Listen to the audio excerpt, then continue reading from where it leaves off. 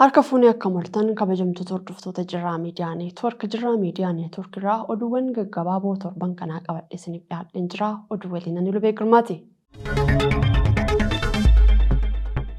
Kooriidarii misoomaa magaalaa Finfinnee hojjetamaa jiruuf hojiin sarara elektirikaa jijjiiruu xumuramuu tajaajilli elektirikaa beeksise. Hojiin sarara jijjiiruu xumuramuun tajaajila idilee kennuun eegalamuu kan ibse yoo ta'u, hojiin sarara humna jijjiiruu kiiloomeetira 68 raawwatamuu ragaan tajaajila elektirikaa Itoophiyaa irraa argame ni mul'isa. Kaafamtoonni misoomaa 2,700 irraa deebiin sarara haaraa argachuunis ibsamee jira. Ministeerri muummee Federii Dr. Abiy Ahmed fi Pireezidaantiin mootummaa naannoo Oromiyaa obbo Shimallis Abdiisaan ijaarsa piroojeektii zoonii diinagdee addaa gadaa magaalaa Adaamaa fi Moojoo gidduutti eegalchiisanii jiru. Piroojeektiin zoonii diinagdee addaa gadaa kun dhaabbilee idil addunyaa hedduu waliin kan hojjetu ta'uu fi Finfinnee irraa fageenya kiiloomeetira 65 irratti argama jedhame. Sirna jalqabsiisa piroojeektichaatti Ministeerri muummee Federii Dr. Abiy Ahmed fi Pireezidaantii mootummaa naannoo Oromiyaa obbo Shimallis Abdiisaa, ministeeronnii fi hooggantoonni olaanaan mootummaa federaalaa fi naannolee argamanii jiru. Raayyaan ittisa biyyaa naannawaa Walqaayit to'achuu jiraattonni himan. Lixa Tigraay naannawaa Walqaayit Xagadee Saatit Humaaraa bakka yeroo ammaa kana to'annoo humnoota naannoo Amaaraa jala jiru caamsaa 3 raayyaa ittisa biyyaa fi hidhattoota faannoo gidduu walitti bu'iinsi mudate akka turee fi kana hordofee raayyaan ittisa biyyaa naannawaa san guutummaatti to'achuu jiraattonni himan.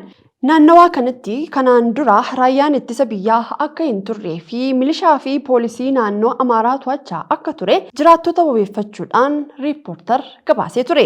Akka jiraattonni jedhanitti ammoo hidhattoonni faannoo caamsaa 2 galgala gara aanaa Xagadee magaalaa Maaksanyoo Gabaa jedhamtu erga seenanii booda caamsaa 3 ganama magaalaatti gadhiisanii kan bahan yoo ta'u, bakka magaalatti irraa hin fagaannetti raayyaa ittisa biyyaa waliin walitti dhukaasaa turuun isaaniis gabaafamee jira.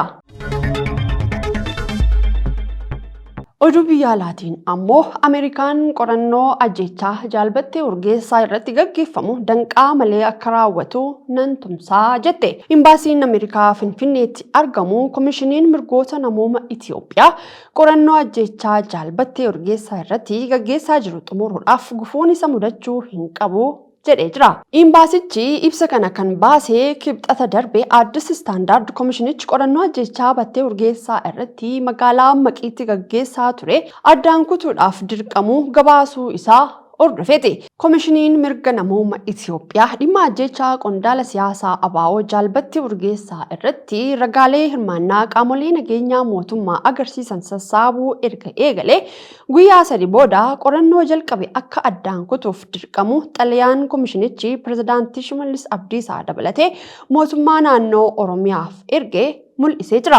Imbaasiin Ameerikaa guyyaa kaleessaa ibsa baaseen Ameerikaan ajjeechaa battee Urgeessaa irratti qorannoo guutuu fi hin gufanne akka gaggeeffamuu fi ni tumsitis jedhee jira.